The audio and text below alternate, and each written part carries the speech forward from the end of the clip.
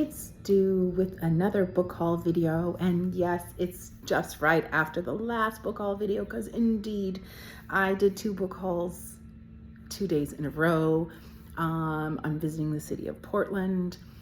It's a very bookish city. I was really excited to go see the Little Free Libraries and have done so, but haven't found anything great. So it looks like it's just an unhaul for me this trip maybe, but that's okay because my hauls have been extraordinary. So I went to the thrift shop, St. Vincent de Paul, and found 6 pretty great books, 2 or 3 of which that I was like, yay, I just, wow, what an amazing find. But the very next day, my mind was thoroughly blown by going to the Friends of the Library. Portland has an amazing public library. I was so happy to spend time there.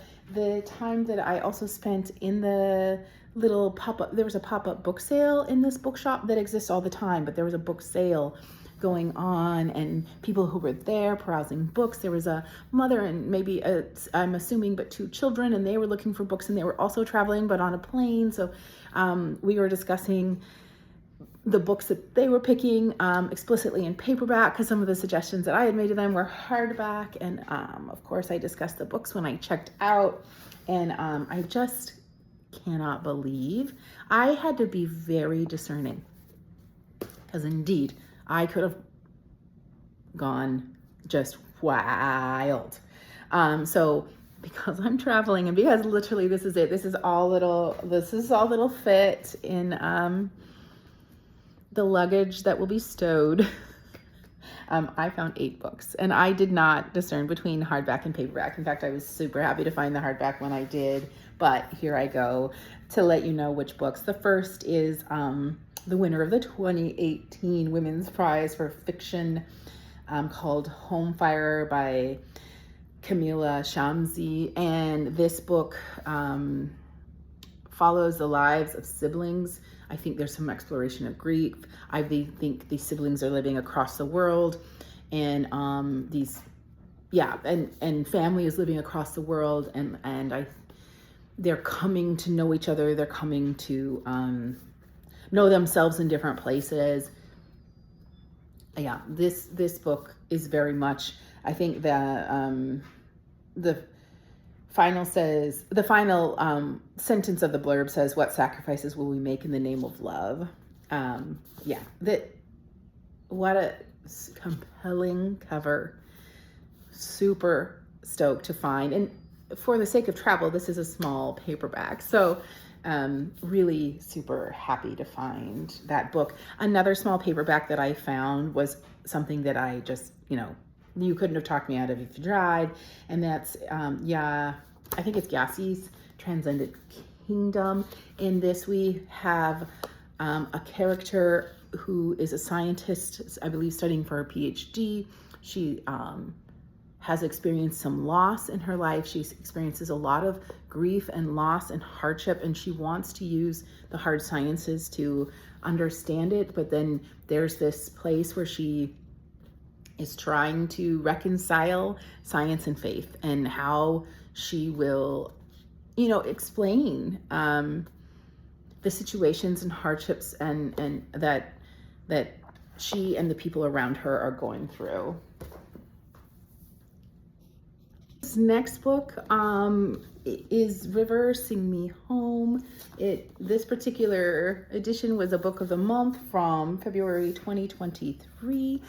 I'll just take a moment to show you the bookmarks that I got from the Friends of the Library.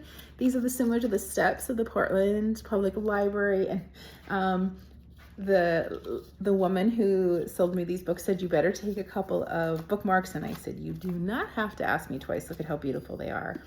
I'm just going to read the blurb at the very top of this book because it did what I thought was the only job that I needed. I probably knew that I was going to take this book just based on the cover and the title. It was very compelling to me, but upon turning the first page, here's what it says: "Rare, moving, powerful, this beautiful page-turning and redemptive story of a mother's gripping journey across the Caribbean to find her stolen children in the aftermath of slavery." This is a debut novel, and I think this story is one that I'm going to find compelling, heartbreaking, and I mean, as it says, redemptive. I'm happy to explore any redemption that this story will offer. The next book is a library edition, and in fact, when I bought this, they went and found a different hardback edition to put back on the shelves, and I almost said, can you give me that? And then I thought, why would I do that? I unhaul books into little free libraries, and this book is in a perfect condition. It doesn't have, for instance, somebody wasn't smoking while reading it, and so I held on to this library edition of The Husbands. And it has this great little lucky day, hot titles available now 2 at a time for 3 weeks. So, from just that, this was a hot read at a time, right? And I don't know which library, because I'm buying it from the Portland Library. I had an assumption, but then in the book was a bookmark. And the bookmark is from San Francisco, a bookstore in San Francisco. So this book maybe has traveled for me to find it. Anyway, The Husbands is a fun little story about some husbands up in an attic. And I am just really excited for this book. I'm familiar, and probably a lot of people are. I think this was a hot find at some point. This book's publication date is 2024. So this is a very recent hot find book too. Yay. The next book was a book of the month, another book of the month. Seems to be a theme from what's offered at this Friends of the Library. There are a lot of really good condition book of the months. This is from September 2023, so another very recent book. This is The Evil Eye by Ataf Rum, and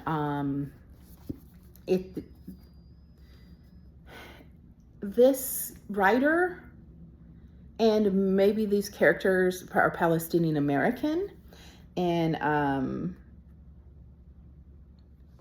I'm assuming by the name that they're going to sort of address sort of modern life, but also like cultural superstitions such as the evil eye. What a beautiful rendition of it here.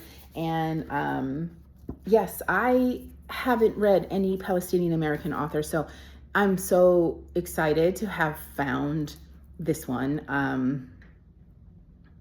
Yep. Anyway, the next book is, I actually said to a friend that if I find another Celestine, I'm going to go ahead and get it. I was so pleasantly pleased with Little Fires Everywhere.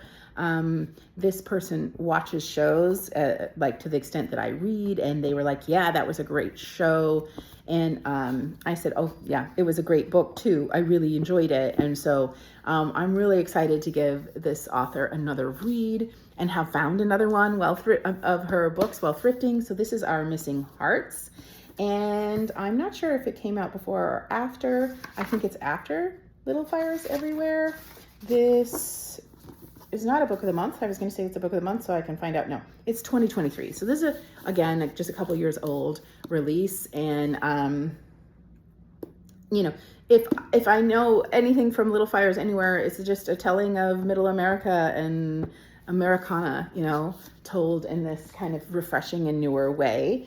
The next book was another one of those library editions. Must have been a hot read. The 5-Star Weekend. I know, and I've heard quite a bit about the Hotel Nantucket. I would have not been compelled to this cover at all, but I knew that I wanted to give Elin Hilderbrand a chance, and I guess even just wherever this library in the world was, they're letting me know that this must have been a hot read, at least according to them, because of that sticker. And so, okay, that was compelled to me. And let me see when this book. Oh, 2023. Wait, like lots of 2023 books in this pile and lots of blue covered books. The last blue covered book, which is also a book of the month, and it's 2020. It's the only, it's the only male author that I picked from this whole 8-book haul. And in fact, the person, I picked this because the woman who was selling me books was just like, this is a great book. Get that book. You'll love that book, I hope. Because, everyone has different tastes. We know that. But the person selling the books was really raving about this book. And indeed, I have no idea what it's about. But it's Leave the World Behind by Rumaan Alam. And it was a book of the month. So clearly picked the kind of book that would get picked by book of the month in 2020. And its setting is New York, I believe. Yeah, New York. So there's a couple New York books here. It could be interesting for me to read. I think this is New York and this is New York, and it could be fun to read them in the same reading week, because it's just kind of really, to give more comprehensive look at the setting of New York and what's going on there. But I don't know how these will be read. I know that every one of these is not just, let me give it a try. Like, I have a high anticipation for all of these 8 books. Because it was a book sale, I think I spent $28 on these, all excellent condition, mostly hardback, beautiful books, which I am, as I just said, so enthused to read. And then I feel a kind of way that I'm going to bring these back to my city. I'm going to read them, and I'm going to put them in the much used and much beloved little free libraries in the neighborhood that I live in and the ones close to me, so that other readers have access to these books that I am so excited about too.